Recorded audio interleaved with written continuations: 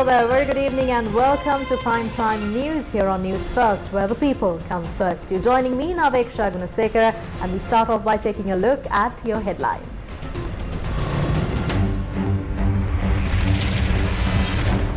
Those who cause violence in the name of human rights cannot be protected, says the president. මගේ ප්‍රධාන ආරක්ෂා නිලධාරියා අයින් කරන්න බැලුවනේ මානව හිමිකම් දාලා මානව හිමිකමක් දැනගන්න ඕනේ මේ ගිහින් ඇඟිලි ගහන්න නැතුව ඉන්න මේ වැඩ කටයුතු වලට. Opposition leader steps forward to fight against repression. අපිට ඇහුණා කියනවා පොදු ජන අරගලය ආරක්ෂක අංශ යොදවලා හදිසි නීතිය යොදවලා මර්ධනය කරනවා කියන කතාව. ඒවට අපි ඉඩ තියන්නේ නැහැ. Porto MP wants parliament to censor social media. Indian fishermen back in the sea of Sri Lanka. All eyes on Cristiano Ronaldo as Portugal get World Cup campaign underway. In your top story tonight, Sri Lankan President Ranil Wickremesinghe told Parliament on Thursday that those involved in acts of election violence cannot be protected under the name of human rights. Speaking during the debate on the expenditure heads of the Ministries of Defence, Public Security and Technology, the President said anarchy and violence will not be given refuge by human rights. මේ රටේ ආණ්ඩු පෙරලන්න එනකොට හමුදාවට පැත්තකට වෙලා ඉන්න බෑ. When there are attempts to topple a government, the military cannot remain idle. We cannot stay away when the monks are being threatened, especially the Mahanayaka Theros. The military has a responsibility to stop those acts as per Article 9 of the Constitution. We cannot allow for that, and this game needs to end. We have not arrested any university student. Mudalige has been in university for 8 or 9 years. I passed out from university when I was 21. He is almost 31 and can stay for at least 1 more year and then he has to leave. I want to protect human rights. However, that cannot include anarchy and violence. This is against human rights. You cannot create violence and anarchy using human rights. අරාජිකත්වයටත් ප්‍රචණ්ඩත්වයත් මානව හිමිකම් වලට ඇතුල් වෙන්නේ නැහැ. ඒක ඒකෙන් පිට. මානව හිමිකම් වලට සම්පූර්ණයෙන්ම විරුද්ධයි. මානව හිමිකම් යොදාගෙන ප්‍රචණ්ඩත්වයත් අරාජිකත්වයත් ඇති කරන්න බෑ. Article 15 of the Constitution. ඔව් ඒක දෙන්නම කියනවා. You cannot protect those who are violent, citing human rights. We have fundamental rights. Article 14 of the Constitution can be enacted on securing state security and protecting the Constitution subject to the legal limitations. It is all in here. Some call themselves human rights defenders. Are they Land Rover defenders or some other defenders? Our defenders are running on diesel. Those human rights defenders are living on overseas funds. Can anyone stand up and say no? I protected and I am blamed. They are trying to corner the police in the name of human rights. Police may have violated human rights. Sometimes they might beat a person for theft or other crimes. Cases have been filed and verdicts have been delivered. However, what is happening here is emergency situations are created, and when the police tries to stop it, cases are filed against them. This is not done for human rights, but to stop the police from working. I have told the Attorney General to look into this. This game cannot continue. They tried to remove my chief of security, citing human rights reasons. After setting my house on fire, they also wanted my chief of security removed. My house is not a big deal. The media Sirasa, I should take action against them. They told the Human Rights Commission that my director of MSD must be removed. What wrong did they do? Sirasa wanted to have my chief of security removed. He was not connected to the incident. Names were requested. The Attorney General said that he said nothing. The Human Rights Commission should also understand not to poke their fingers into these matters. This happened because I did not mention names yesterday. After this was mentioned, Sirasa has assigned 7 people to attack me. They are taking comments from Duminda Nagamua, Vidarshana Kannangara and Dr. Nirmal Ranjit Devasiri. Before schooling me, tell your students to be protected from ragging. I know him very well. Do not play this game. We need a government and an opposition. Let's solve this together. You can't tell the people to come again and change governments after putting them on the streets. If such a thing happens, every serving officer must protect the government. From the corporal to the field marshal, all must work to protect this institution. එහෙම අවස්ථාවක් වුණොත් ආණ්ඩුව ආරක්ෂා කරන්න ඕනේ. යට ඉන්න කෝපරේල් ඉඳන් උඩහම ඉන්න අපේ ෆීල්ඩ් මාෂල් ඔක්කොම එකතු වෙලා මේ ආයතනය ආරක්ෂා කරන්න ඕනේ. Opposition leader Sajith Premadasa responded to the statements made by the president on Wednesday. I would like to request the president who claims to value democracy to change his position and call for an election to build the country with a real mandate from the people. I think if the president is grateful, he should be thankful to the Aragalaya since the Aragalaya helped him to become the president. It's not right that the houses were burnt. It's wrong that people were killed and harmed.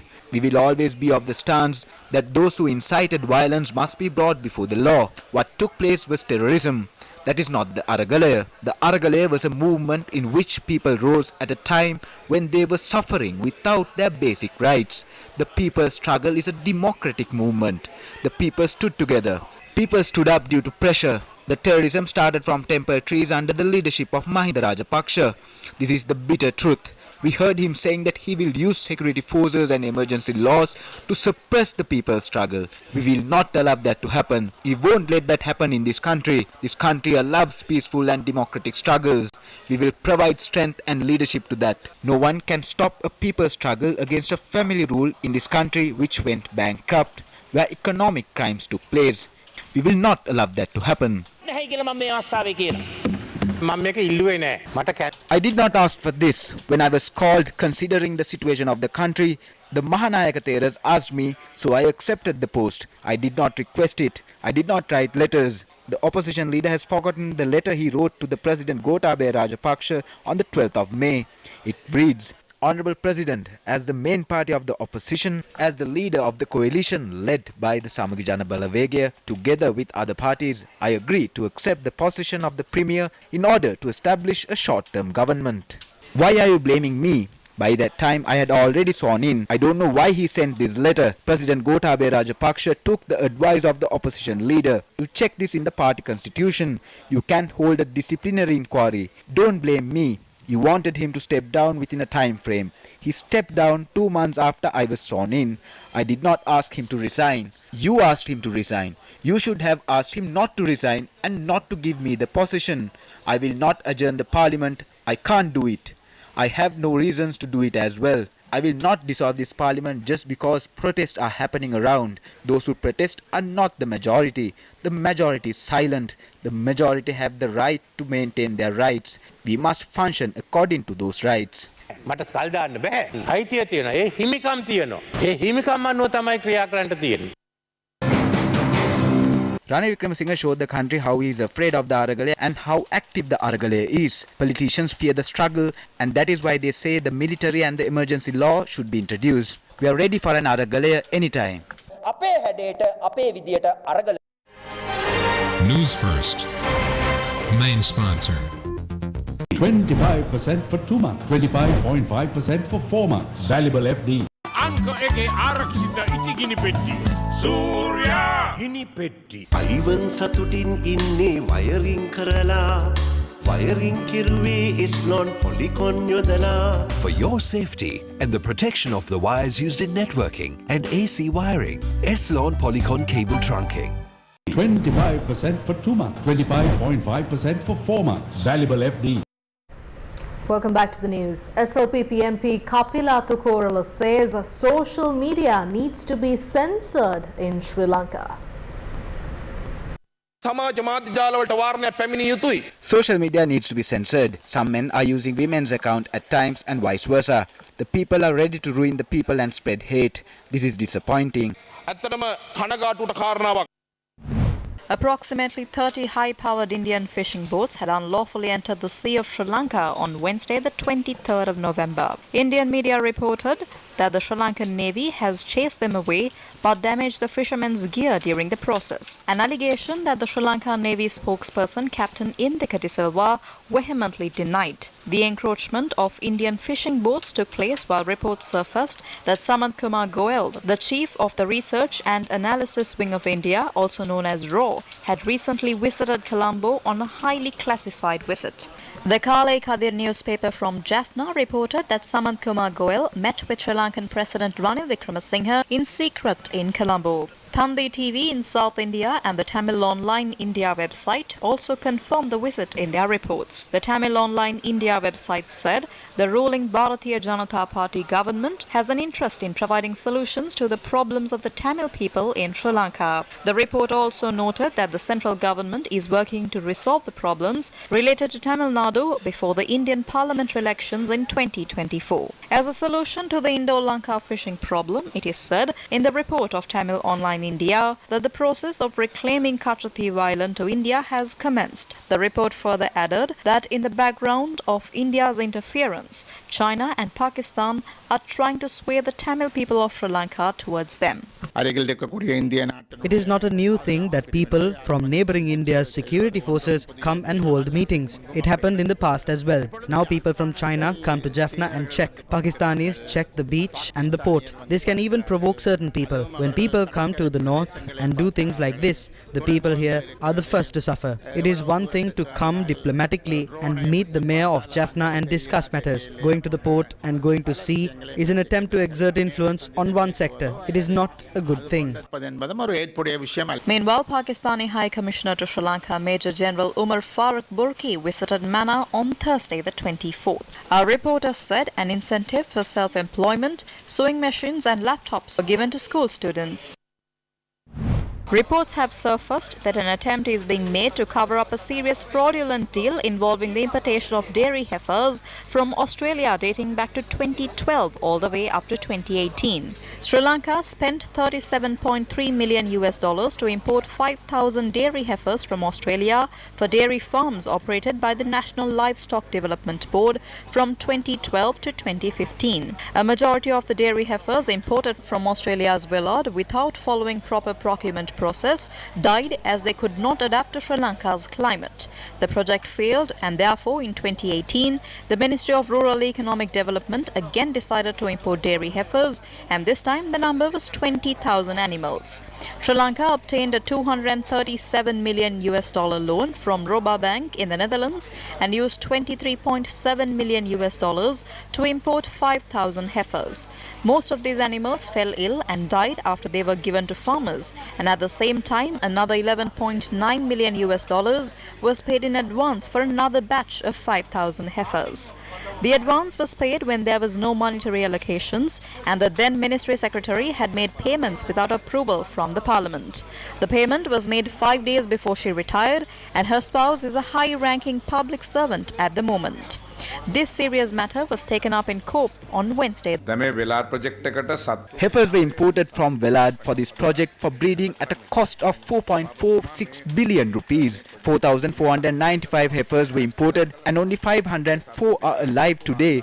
There were many complaints from farmers. The officials who went overseas to inspect the animals took only 2 to 3 days. Pregnant heifers were shipped and all of them died. The calves were given away to people who had to take loans, and those calves also died. Massive fraud took place in this project. 90% of the total number cannot die. There's also the concern about this. $11.9 million was paid in advance, but the animals never turned up. There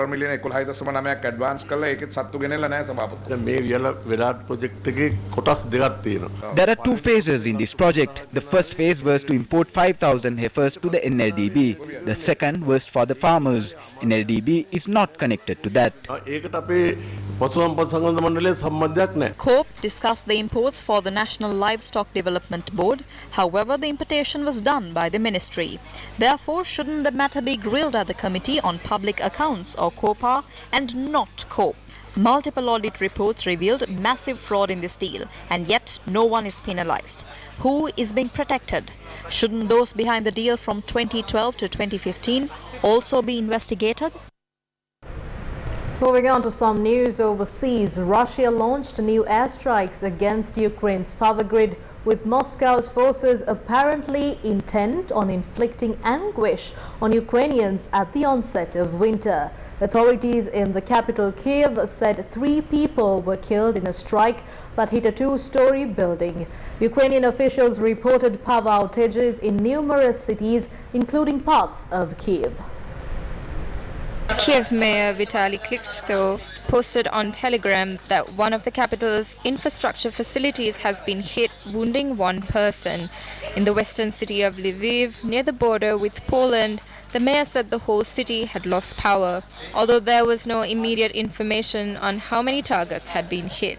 The latest Russian strikes followed repeated attacks on power facilities throughout Ukraine in recent weeks, causing widespread blackouts. The Kremlin said on Wednesday it had faith in the success of its offensive in Ukraine. According to officials, at least 7 people have been killed, including a 17-year-old girl, and 36 injured after a Russian missile strike in Kyiv. Ivan සතුටින් ඉන්නේ wiring කරලා wiring කිරුවේ එස්ලොන් පොලිකොන් යොදලා. For your safety and the protection of the wires used in networking and AC wiring, Eslon Polycon cable trunking.